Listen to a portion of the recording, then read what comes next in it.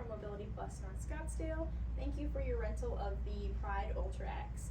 With your rental, you should have received this charger, and today I'm going to be showing you how to charge your scooter. We have one end that has a 3-pronged plug that you plug directly into the scooter, and another end is one that you plug directly into the wall. Any standard outlet is fine. So first things first, we're going to plug the scooter end into the scooter. It's going to be right below the handlebars. Next, we're just going to plug the wall plug directly into the wall.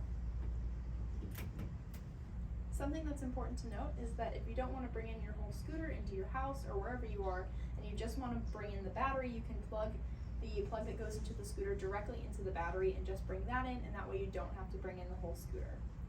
So you're just going to take this end and plug it directly into the base of the battery.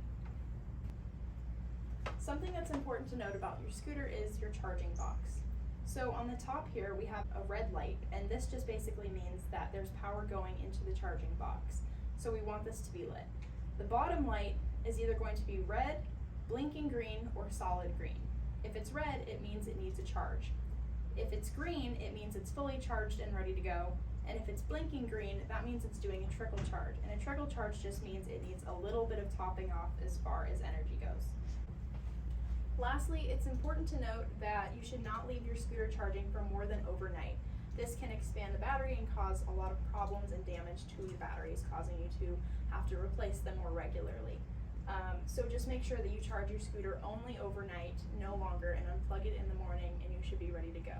We also recommend that you do this just once a week. If you use your scooter more often and it needs a charge, feel free to charge more than once a week. But if you are just letting your scooter sit or you haven't used it in a couple days, remember to charge it at least once a week overnight and no longer.